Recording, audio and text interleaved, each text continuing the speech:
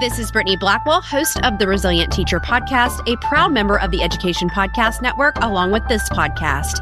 Each show on the network is independently owned, and the views expressed may not represent those of other podcasts. For the best education podcasts, visit edupodcastnetwork.com. Hey, welcome back. Steve here, and today I'm talking with William J. Carl, a former pastor, seminary president, professor, Greek scholar, award-winning screenwriter, playwright, poet, and lyricist, and so much more. He's also the author of his first thriller. It's called Assassin's Manuscript. Oh, this is so cool. Action, twists, excitement, awesome story, awesome read, awesome conversation. You're going to love this book. You're going to love this talk. Thanks for listening. Oh, by the way, before you go, could you help out the podcast? I got a couple ideas for you if you'd like to try. One of them is, how about telling a friend? Share the links. That would be cool. Another one would be, you could go to my website and leave a review and subscribe. Or how about this? On the front of my website homepage is a link to buy me a coffee. And by clicking here, you could donate $1 or $2 to help me address the costs associated with producing the podcast. What do you think? You're awesome. Enjoy the show. So I began publishing, and I've been publishing nonfiction books. My goal with a nonfiction book is the same as with a fiction, and that is I want to grab you from the first line and keep you with me all the way through.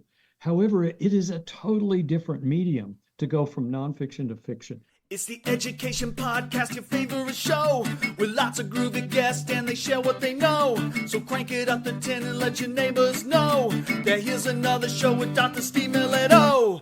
Teaching, learning, leading, K-12. Teaching, learning, leading, K-12. Teaching, learning, leading, K-12. With Dr. Steve Milletto.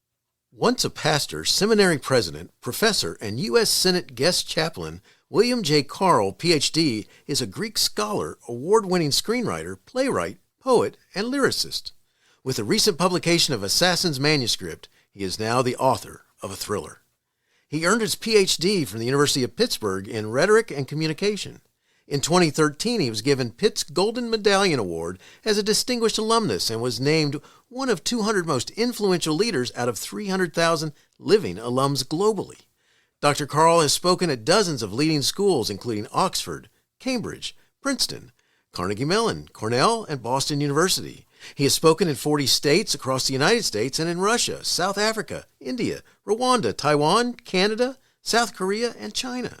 He has lectured on the brain at medical conferences and medical schools since 2000. For 22 years, he appeared every third week on the ABC television affiliate in Dallas. He was also interviewed on the PBS affiliate in Dallas discussing the tensions between Christians, Muslims, and Jews in the Middle East, where his main theme was finding common ground.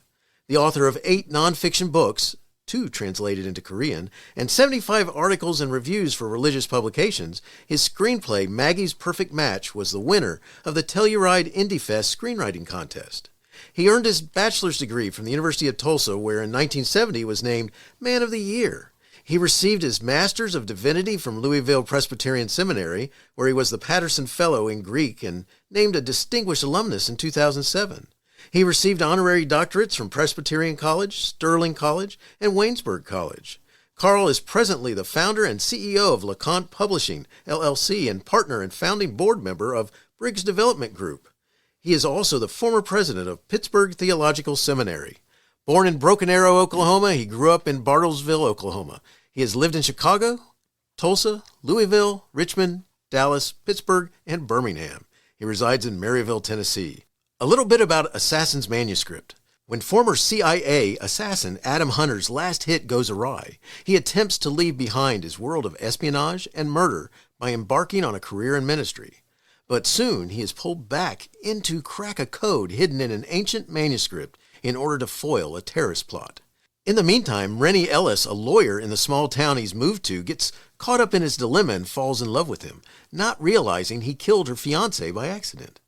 What will she do when she finds out who Adam really is? The heist of a famous codex from the British Museum, papal intrigue in the Vatican, both Sicilian and Russian mafia, and a U.S. president who knows more than she admits all play key roles in a story that keeps the reader guessing until the end, a conclusion that no one sees coming. From Rome to Jerusalem, from Egypt's Mount Sinai to Tennessee's Smoky Mountains, the characters scramble for their lives, racing the clock to prevent an international disaster.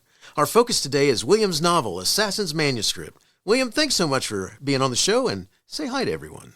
Well, hi. It's great to be with you here, Stephen, and I'm glad to talk about the novel today. It's going to be fun. That it is, and it's really cool, and I love this type of book, and you've written a doozy here, so this is cool. Our focus today is your book, Assassin's Manuscript. You've received awesome reviews, and here are a few excerpts from readers on Goodreads. Someone said, fast-paced thriller that will keep you guessing to the very end, and another one said, fast-moving with more twists and turns than the switchbacks in the Smoky Mountains that provide one of the locations. This book takes you to different continents and locations at a dizzying speed. And finally, a true wordsmith, Carl's use of descriptive similes and metaphors and rich vocabulary paint vivid pictures that invite the reader in. So what inspired you to write a thriller? Alex Haley, the author of Roots. I had him as a guest to speak at a program we called Town Hall Forum in Dallas, Texas. And he was sitting in my office and he said, have you written anything? And I said, yeah. He said, well, let me see something you've written. So I pulled a book off the shelf, which was a set of lectures I'd given at Princeton. And here he is sitting on my couch thumbing, and this is the author of Roots, thumbing and reading my book. And he looks at me and he says, Bill, you need to write a novel. I said, Alex, what makes you say that? He said, two things. One, you know how to write, and you write really well. This is the author of Roots telling me I write really well. And then he said, and you know how to tell a story, and that's all a novel is. And I said, what kind of novel would I write? And he said, what do you like? Oh, I like Tom Clancy, Jack Ryan, the Jason Bourne and Robert Ludlum, all the international espionage. Daniel Silva was just getting started way back then, so I hadn't read as much of him, but I like those now a lot. And he said, write one like that. I said, Alex, I don't know anything about that. That is not my world. And he said, well, you're a Greek scholar. You know old manuscripts. Why don't you put those two worlds together? And so 30 years later, Assassin's Manuscript is a Dan Brown meets Daniel Silva thriller. So that's how I got into it. I love that. That's awesome. And to think that he was sitting there in your office and giving you comments, I think that's pretty cool. Well, it's interesting, Stephen, because people will say to you or others, hey, you ought to write a book. People will say that to people. You ought to write a book. Then you kind of go, okay, whatever. But Alex Haley says you should write a book. You have to pay attention to that, You got that right. Just a little pressure there. There is pressure there. And there were many times that I gave up across 30 years, and I'll talk a little more about that in terms of the rewriting. But you never give up. Anybody who is listening to your show today, who's a writer or trying to be a writer, a wannabe, and you go, and then you get some help and this and that, but you kind of quit. Don't quit. Stay with it. Go again. Never give up. That's what happened to me. I love that. That is awesome. That is cool. Well, glad that he encouraged you to write, and because we were talking about it today, and it's awesome. So, all right. So you've written many nonfiction works. This is cool because, a bunch of nonfiction works. What was it like to write a thriller? I mean, was it difficult? It was very hard. My first nonfiction book was 1979 because I was at a theological school on the faculty, and it's publish or perish, right? You walk into the bookstore and you see all your colleagues' names over all the books. No one said publish or perish. They just put the pressure on you, and you had to write. So I began publishing, and I've been publishing nonfiction books. My goal with a nonfiction book is the same as with a fiction, and that is I want to grab you from the first line and keep you with me all the way through. However, it is a totally different medium to go from nonfiction to fiction. In fiction, it's about plot, it's about characters, it's about keeping the story moving.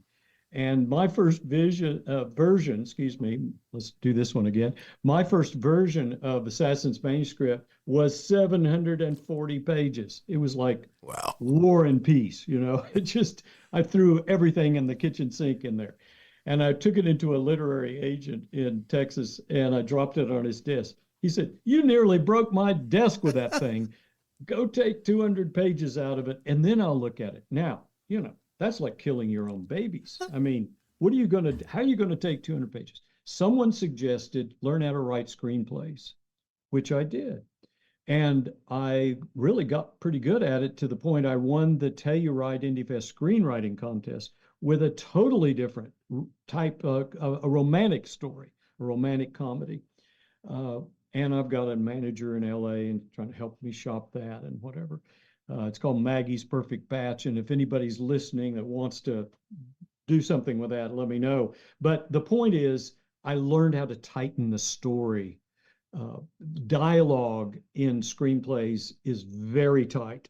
And my dialogue was too long in the first version of this. So I had to learn a lot. And I'll mention a little bit more about characters in one of your upcoming questions. But it was a totally different kind of writing for me. It was not easy. And that's why it took me 30 years to get it finished.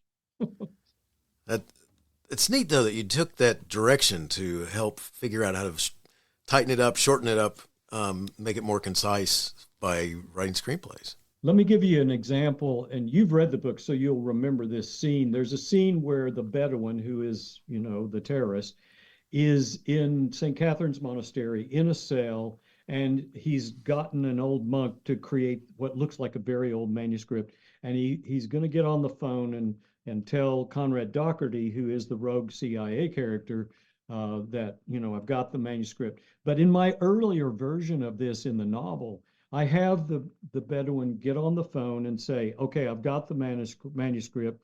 The monk has now been killed. You'll need to get it delivered to Adam Hunter so he can take it to the Vatican and get it translated and yada, yada. He says a whole bunch of stuff. And somebody coaching me said, no, he wouldn't say any of that. He would simply say, it's done. That's all he would say. So I had lots of examples of that, of how to tighten the dialogue, because the reader can see everything that's happened. The Bedouin doesn't have to repeat what everybody sees. In a movie, they've seen what's happened. So sure enough, it's done. I like that. That's cool. That's neat to know how you went from all this stuff to that.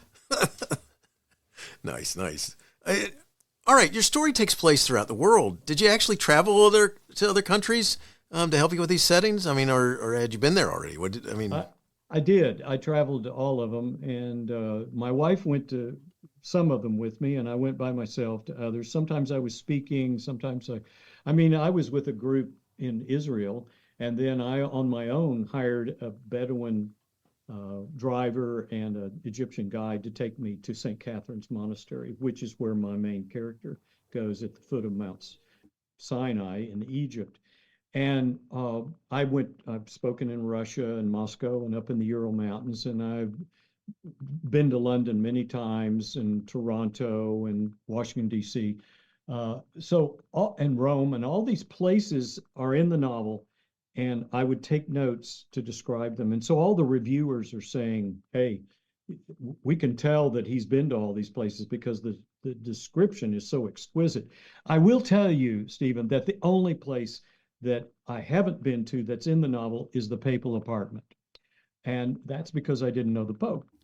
And so I did know a scholar in New York who knew the Pope very well, had been in the papal apartment. And I knew a bishop of an archdiocese in Texas, and I got them to tell me exactly how to describe it. And I want to mention other thing about the Pope, and that is, when I first wrote this, which was 30 years ago, I was describing a fictional Pope. It wasn't like John Paul II at the time. But if you've read the book, you can see for yourself. If you look closely, that Pope in the novel is almost exactly like Pope Francis today. And that is amazing to me that it turned out that way. Nice. Because I didn't intend it. I didn't change a word of the Pope from way back, So, but I did go to all the countries. I went to all the places. Yep. That's so cool. It really is. And I got to say, it's interesting how 30 years later you're seeing, wow, was I connected into a special signal there or what? Whatever. Yeah. It's just an amazing coincidence is what it is. It's awesome. All right, so let's talk about a few writing techniques. I mean, this is your first novel. Did you outline or just start writing and go where your characters took you? I would say I did both. And I mean, when I lecture, I know you have some professors and teachers who are probably listening to this, and they have to put together lectures and presentations to classes and maybe public lectures. I always outline. I think it's important to outline. But I think I learned in my fiction writing that you don't want to outline too tightly. And it's really more about characters than it is about plot. If it's too much about plot, people won't want to read it. You know, you've got to write characters that people will care about. Otherwise, why read this story? I don't know.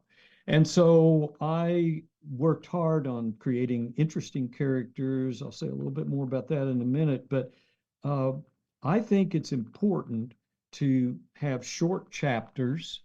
I believe in that. I'm easily bored when I read a book, really easily bored. I want you to grab me from the first line and I want you to stay with me. My wife and I read at night, and I'm lying there in bed and, you know, I'm looking at how long is this chapter? You know, can I put a bookmark at the end of this chapter?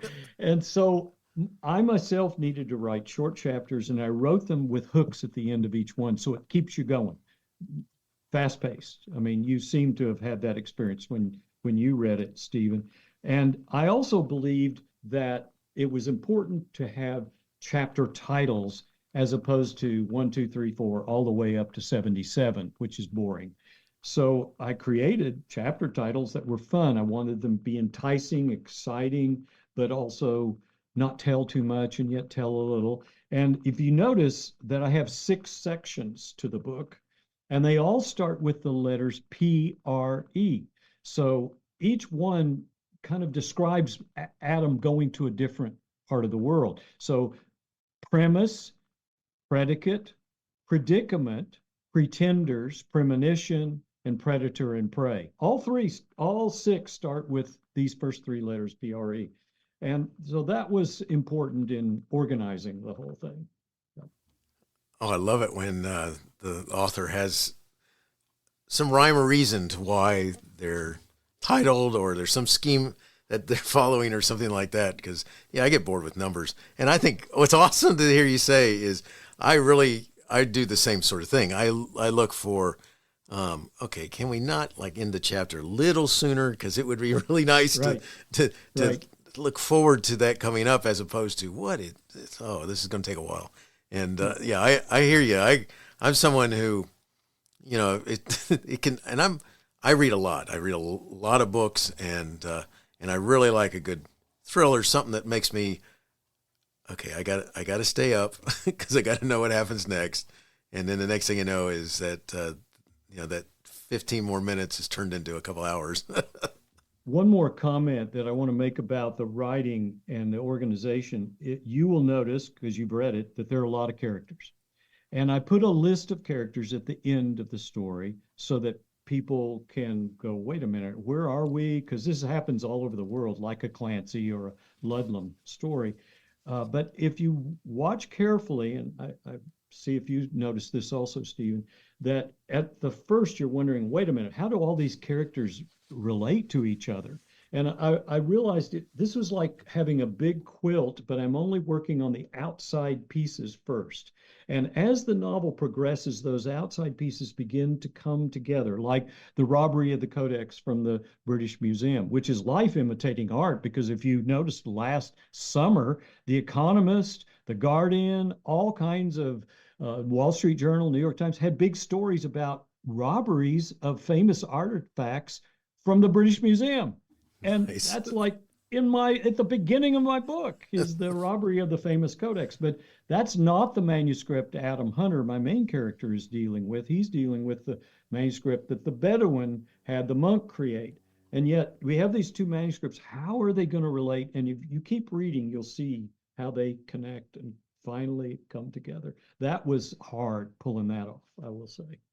I can imagine. That's awesome. I think it's always neat when an author can make a lot of things come together that you think are not really that connected. Right. As the story goes on, you start going, oh, wait a second. All right, I'm starting to see where this is, that they are connected and how that might work out there. So I think that's awesome. One of the things that you just talked about a second ago is you're talking about characters. Speaking of characters, let's talk about that now. I mean, could you talk about how a minister turned novelist writes about an assassin turned minister turned assassin? Yeah. Yeah, that is odd, isn't it? However, I will say, because I told Alex Haley at the very beginning, I love these kind of stories, it was easy for me to lean into that. I mean, I like movies like this, or like novels like this. And so it's sort of funny because other interviewers will say, wait a minute, this is about a former CIA assassin who becomes a minister in Maryville, Tennessee, which is, of course, where I live right now. And they all ask me, wait a minute, is this autobiographical? And I pause and smile and say, well, all writing is autobiographical. Nice. Let it just sort of hang there in the air, And then I go on and add that when I was in theological school, we had an extracurricular course, which included 3 full years of Taekwondo karate to handle rough parishioners, So, I mean, obviously I've never used it on anybody, but, so I know how to describe the action scenes in my novel because I had all that training. But no, I never worked for the CIA, and no, I never actually have ever actually killed anybody. However, I love this kind of story. And I think when you're an author, whether it's nonfiction or fiction, you need to love what you're working on.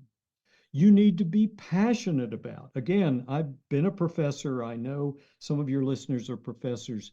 And one of the great senses of finding a really good professor is she or he passionate about what she is teaching or what she is lecturing or what she is writing?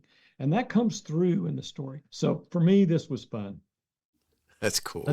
That's a short answer to your question. Oh, it works. It works. I like all kinds of stuff happening right there when you talk about that type of transition with a character. So I love it. All right. So I've heard you describe your story as not having good guys and bad guys. Could you share what the reader will discover about your characters? Right. So many of the Tom Clancy type stories have good guys and bad guys, right? I mean, and the Americans are all good guys, and the Arabs or whoever are bad guys, right? Well, I didn't want that. I wanted all my characters to be broken and flawed because I think that's more realistic. I think it's more nuanced when you read multi-level characters like that. And for me, this has got some literary depth because I used Joseph Campbell's Hero with a Thousand Faces and Christopher Vogler's The Writer's Journey. Adam Hunter is the name of the main character. So Adam in Hebrew means humankind. Hunter means he's in search of something. So Adam represents a violent humanity out of control in search of peace, nice. Right? And boy, we can see that today in Ukraine and Israel, Gaza. We are a violent humanity out of control, right? So Adam represents who we are today. Rennie, which is the main female character, has a name that is a nickname for Irene, which in Greek means peace. And she's the only one who can complete his mythic story. The question the reader has is, will she? Because he killed her fiance by accident in an opening scene that happens before the novel starts and is handled in flashbacks. And the question is, as she begins to fall in love with him, will she ever find out that he killed her fiance? And if she does, what's she going to do? So there's this literary depth going on, and there are many others like Anastasia Palaiologos, the old Greek woman who wants to get the Codex Sinaiticus back to St. Catherine's in Egypt. Her name in Greek, Anastasia Palaiologos, means resurrection of the old word. I never say that. Even the Russian characters, Their names mean something. So it's kind of fun for a reader to kind of go deeper and say, wait a minute, this isn't just a typical beach read, even though it is fast-paced and fun. There's some literary depth to this story, and I want to uncover the nuggets that are hidden there.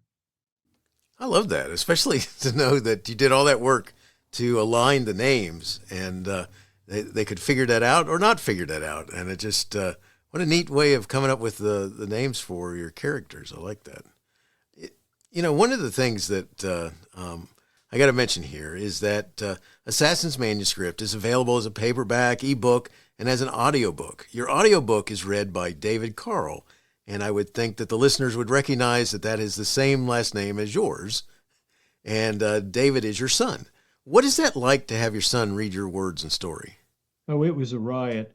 I want to mention, because the first part of this question, you said it's available paperback, ebook. The ebook is now on sale in 42 countries around the world. Wow. On Kobo and other places, Rakuten Kobo. And it's on sale in the Harvard bookstore, the actual paperback, which is kind of surprised me to see that popping up. But David is a very successful, trained actor living in Brooklyn. He's been on movies like, he's in the George Clooney's movie, The Tender Bar, in a wonderful scene with Ben Affleck. He's been on Blue Bloods. He does improv shows. He's got one called Gary Busey's One Man Hamlet, which won big New York Times reviews, positive, and he's won all kinds of awards with that and done in Edinburgh. Another one called Trump Lear. Imagine Trump and King Lear together in one show as a one-man show.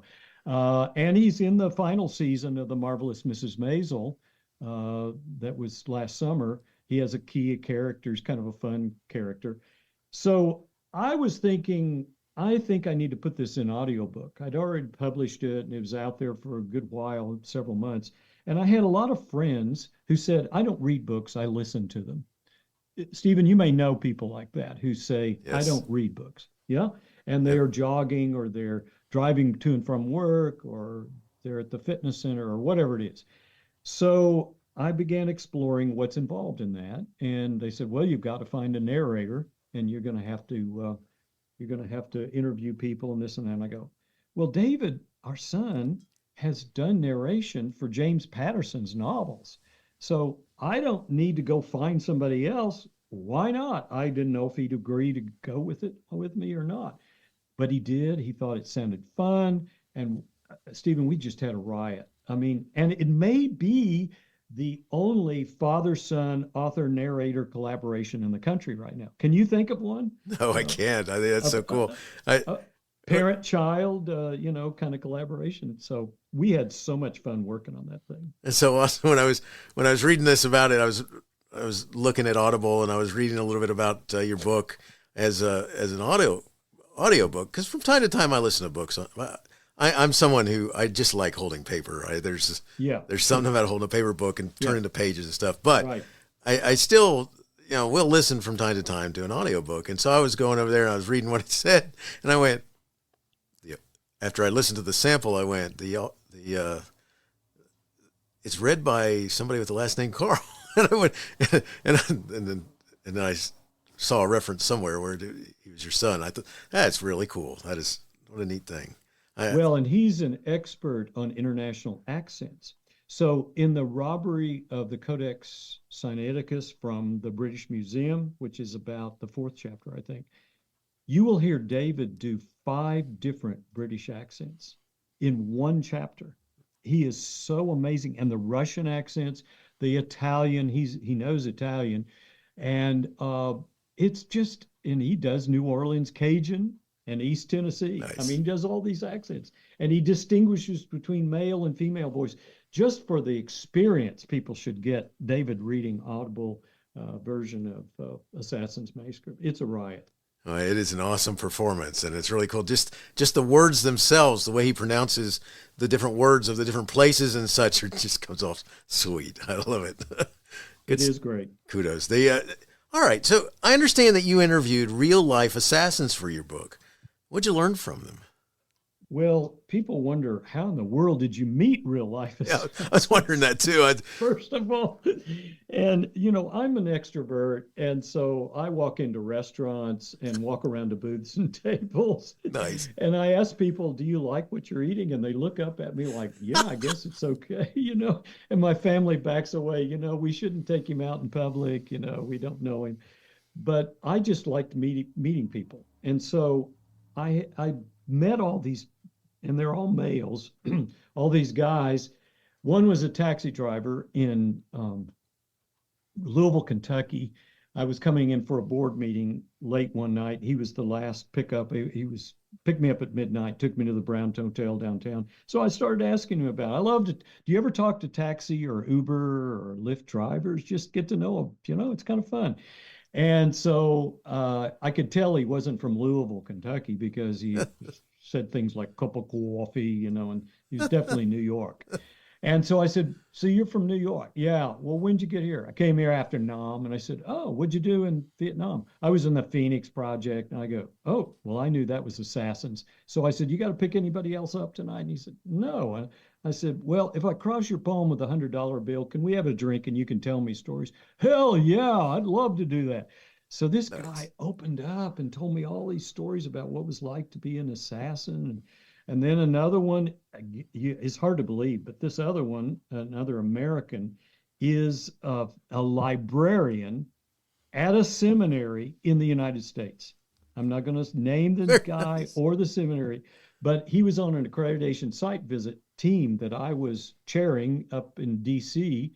And we were having dinner, and he said, what are you working on? I told him, and he said, oh, that's what I used to do. I said, what? You gotta be kidding. This guy's a librarian. He's a trained theologian now, like my main character, right? Nice. So he said, yeah, there are countries I can't even go to now. The third American, there were three Americans. The third one was the son of an assassin.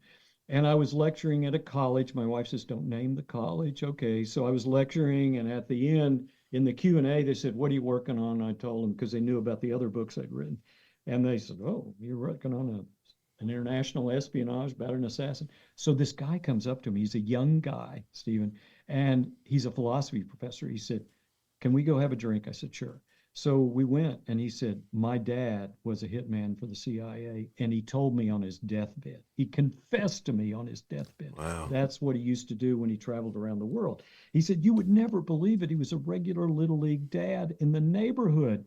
And then the Israeli was running a tennis tournament in Texas, and our older son, who's now teaching tennis pro in DC and was captain of his varsity college team, was playing. He was a teenager, and I got to talking with this Israeli, and I could tell. He said, I'm from Israel. I said, yeah, I can tell. And I said, when'd you come here? He told me. I said, now everybody in Israel has to serve in the military.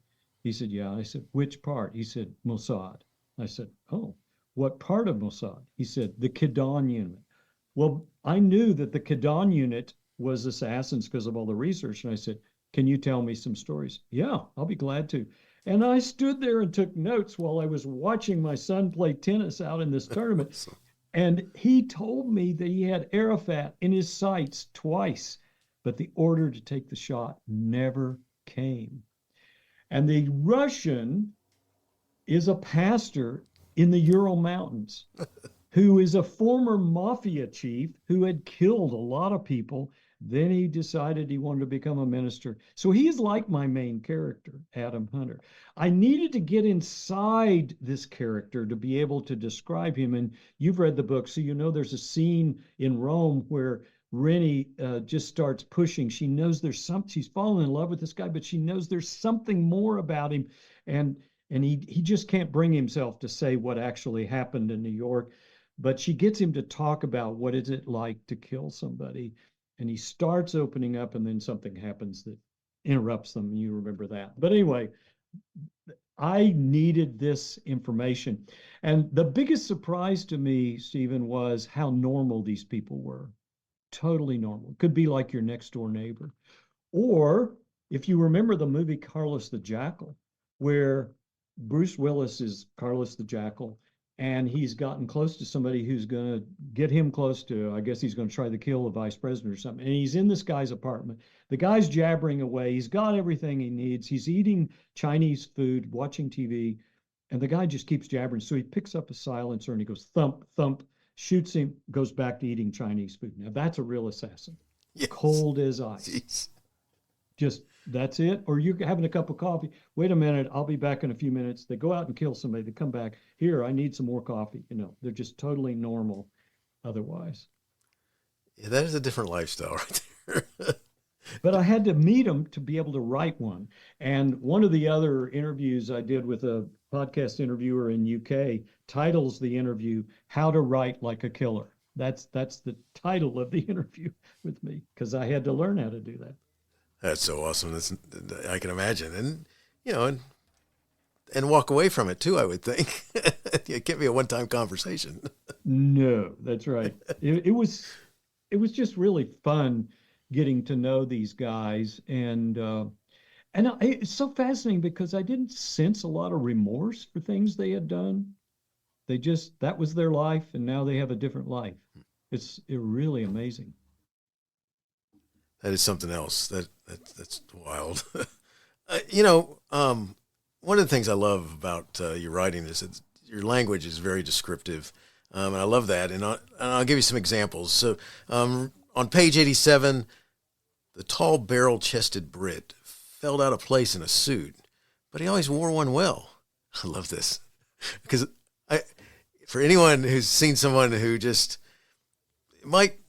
it might look all right on them, but you can just tell they're just itching to just rip the thing off and get on with whatever, the jeans or something else. And I love that, and you feel that. That's Ian McPherson, the Scotsman who's a former British SAS, and he's a great character. He's the bodyguard for Anastasia Palaiologos. Yeah, I love that, and it's especially having family members who describe past family member as this barrel-chested man, and so I have this image of height and the size of somebody, and it just really works. I like that. On page 197, here's another example. Then it started to rain. First a drop, then a pitter, then a patter, a mist, a drizzle. The soft soaker turned to a steady shower. Then came the cloudburst, the downpour. This is cool. Talk about, it's neat because it's just what you need. You don't need a whole bunch of other stuff. Because if anybody's ever experienced rain, especially one that eventually becomes a downpour, it really happens like that. And especially usually you're like out somewhere in the backyard trying to get to the front, and you're too late. Right. So do you practice? Do you practice this way of storytelling? Do you work on writing descriptions? Or is this just something that you do? I think it's a combination. I've spoken in 40 states around the United States and a dozen foreign countries and a lot of interesting academic places. I think it's important to write well, whatever you're doing, whether you're speaking or you're writing an article, or, I've got 75 peer-reviewed articles and lots of reviews. I like describing things. I think it's fun. And in fact, if you've got a minute, let me just read part of one of the chapters. Actually, this is the beginning of the free sample that my son does, but just a couple little paragraphs. Cool. Adam had carried on a lover's quarrel with Rome all his life. I had fun writing that sentence. Nice. Although his Italian was a little rusty, he had no trouble making his way to the Borghese Gardens overlooking Piazza del Popolo, where he was to meet his contact. Rome seemed to Adam like one large inhabited work of art. In the distance, St. Peter's rose majestically above the Tiber. Next to San Pietro, he could see the top of Tosca's Castel d'Angelo. Large stone lions guarded the Egyptian obelisk in the piazza below him, where artists and lovers gathered, and gypsy children targeted unsuspecting tourists. And it goes on from there. I just had fun. I have fun when I write, and I maybe write too much. And that's why, I'm a professor. So sometimes people will say, what time is it? And I tell them how to make a watch. That's what professors do. We say too much. So that's when I had to learn how to tighten, how to revise. And as I mentioned earlier, there were 12 revisions to this novel. My editor was Charles Cornwell, former professor of English at Davidson College in North Carolina, and former husband of Patricia Cornwell, the novelist, and her editor through all her novels. Cool. He was my editor through all 12 revisions. And on the last one, on the 12th one, he said, it's masterful, Bill. Get it out there. It's time to go. Go for it. I will tell you one funny story about at the very end of the process. He said, I originally had the big explosion where he kills his own wife by accident, and he kills the fiancée of Rennie Ellis, and he kills the Bedouin's girlfriend. I had that as an opening scene. And he said, get that out of there. I said, Charles, I worked hard on that. And he said, I don't care. Get it out of there and start with the Bedouin looking down on the infidel Americans in Cairo. That's a much crisper way to start your novel. And I said, what am I going to do with that opening scene? He says, handle it in flashbacks. And I go, oh man, that's going to take so much work. And he said, I'm telling you, you need to do that. Well, I asked another author friend of mine about this who sold a bunch of novels. And I said, what do you think I should do? And he said, I want you to listen to me very carefully, William. If an editor who'd helped another author sell $100 million worth of books told me to do something, I might actually do it. And I go, okay, you're right. So I pulled that out, and you can see, because you read it, it's in flashbacks.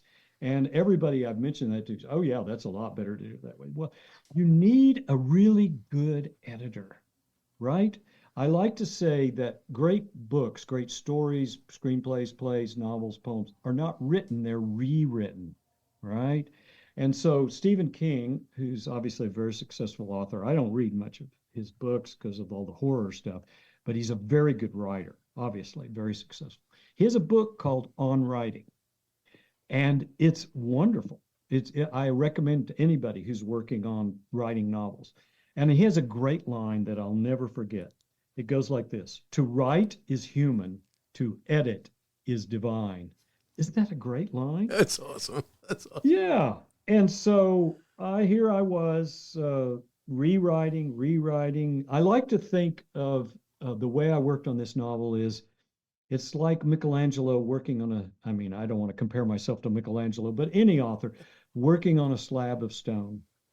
And he keeps chipping away, knowing that there is a David hidden there.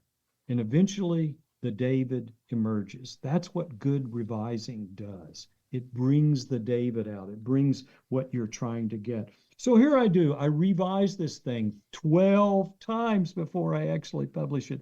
But, Charles Fraser rewrote Cold Mountain 20 times. So who's counting, Wow. Yeah, there you go. There you go. I like that. When someone who's helped somebody else sell that many books tells you something, yeah, you probably should do it. That's pay attention to it. Pretty good. Right. In that Stephen King book, one of the things I like is in the back he tells the story of when he was injured by a passerby in a van, and he tells the story of it happening, and he makes the realization. He goes, "It dawned on me, I'd just been run over by one of my characters," and. And it's such a funny line because of how crazy the situation was, and it's cool to know that you've also read other books like that and so forth, trying to put things together. I love that. Well, let me mention one thing. Okay, you triggered a thought in my mind about the characters. I believe when you really work hard on a novel, you get to know the characters so well that they talk to you. They say things like, no, that's not the way I would say that. Or they tell you, no, this is not what I would do. Here's what I would do. And that actually happened to me. It's like I was hearing voices. Love it. But when you do that, it makes it a better story. So I love the fact that the characters talk to you. That's so cool. I love that. Love it. All right. So what's next? Will your story continue? Anything in the works? I have a really wild and crazy idea for a sequel. But I haven't gotten inspired to just sit down and do it. And there's another way in which, because the novel ends in Jerusalem with a global vision of peace, which is kind of amazing given what's actually going on there. So if I wrote a sequel related to any of that, I've got to wait years to see what's actually going to happen. So I may or may not do anything with that. Because I lecture on the brain at medical schools and medical conferences, I have a nonfiction book in mind on neuroscience and being the best version of you can be. And that's another direction. I also have a neuroscience idea that would be either a play or a movie. It's just going to take some time to think it through. This may be a one-off. Who knows? I don't know. Well, if it is, it's a good one. And I noticed where a couple of your reviewers ask the question, where are we going next? Well, one of them said, we want to know what he's going to write with characters he didn't kill off in the first novel. Yes, I like that. Yeah. So anyway. Good stuff. I love it.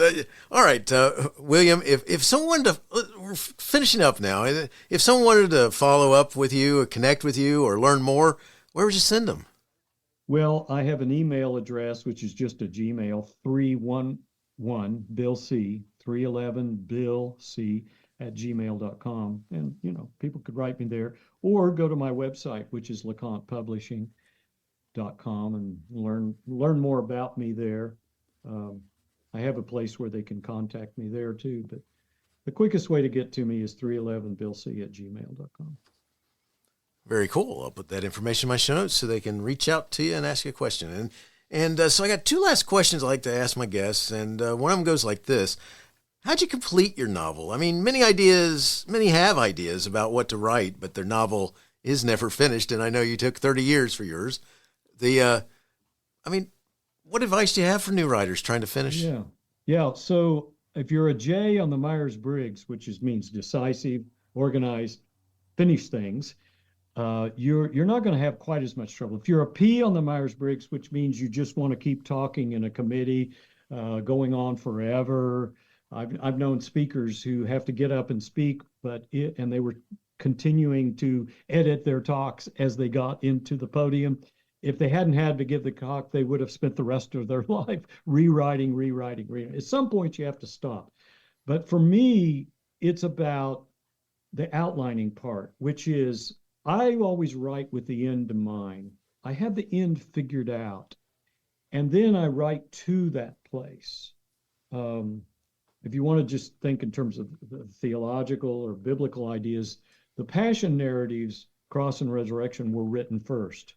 Then where'd this guy go? What'd he do? And at the end, they thought, well, let's figure out where he came from. And Mark doesn't even have anything about infancy narrative. So you want to think writing backwards. You're leading to something. And so I think it's important pretty early on to have your end in mind, and then you write to it. But I also think it's important to say, it's time to stop. And when it's time to stop, it's time to stop. I've heard speakers who are like, they're putting their landing gear down, but they never quite land. They keep circling and coming around. Come on, when you put the landing gear down, boom. And when I got to the end of this, I knew that's it. I don't want to write another word. It ends here. So that's the advice I would give. Awesome advice. Love it. Love it. Last question for you goes like this. Do you have a teacher in your past who made a difference in your life? If so, who was it? And what would you say if given the chance to say thank you? Oh, I've got too many to name, but I'll just focus on one which is related to my writing as much as anything, and that's Theodore Wendt, W-I-N-D-T. Ted Wendt was a professor of mine at Pitt when I was doing my Ph.D. in Rhetoric and Communication. A lot of Ivy League schools don't have graduate programs in rhetoric. So two of the top programs are Pitt and Northwestern. So there I was at one of the top programs, classical rhetoric, rhetoric of the radical movements, the rhetoric of the sciences and the social sciences. And Ted Wendt was a world-class authority on presidential rhetoric. Unfortunately, he's deceased now, but I'm telling you, he would have a field day with presidential rhetoric right now with just the two candidates that we have. And he was brilliant. And I'll never forget walking into that class on rhetorical criticism, which was a required class for all of us in the graduate school. And he greeted us with, you will write 4 25-page papers in this class. An A paper is a publishable paper. When I say publishable, I don't mean the usual drivel you read in most journals. I want you to write like Walter Lippmann. I want your sentences to crackle. And by the way, most graduate school classes, the professors only give A's and B's. I give C's, D's, and F's. Anything late is an F. Any questions? That's how he started the class. Nice. And another woman in the class and I got a B on our first paper, and everybody else got C's, D's, and F's because he took the blue pencil to the thing. And he really, I finally ended up with an A in the class, and I knew I'm going to write my dissertation under this guy because it will be good if I do it under him. And he taught me how to write. So I would love to say to Ted, look what you produced in me, this amazing novel, Assassin's Manuscript. And I want to thank you for all you taught me about how to be a good writer. I love it. Thank you so much for sharing. William, thank you so much for sharing your book, Assassin's Manuscript. Love it. Page turner, exciting. I love this stuff. Wishing you the best in all you do. Thank you. Great to be with you today, Stephen. Hey, you have been listening to Teaching, Learning, Leading K-12, a podcast to help you help kids achieve their dreams. Teaching, Learning, Leading K-12 is a member of the Education Podcast Network. Podcasts for educators, podcasts by educators. Teaching, Learning, Leading K-12 is a member of the podcast network based in Canada called Voice Ed Radio. Voice Ed Radio, your voice is right here. The opinions expressed on Teaching, Learning, Leading K-12 are those of the guests and host. Teaching, Learning, Leading K-12 is intended to share ideas, advice, and suggestions. Teaching, Learning, Leading K-12 is produced for educational purposes. Hey, thanks for listening. It would be awesome if you visited my website at stephenmiletto.com and connected with me, left a review, and listened to more episodes. And by the way, you could also share it with your friends, with your family, and your colleagues. Thanks so much. You're awesome.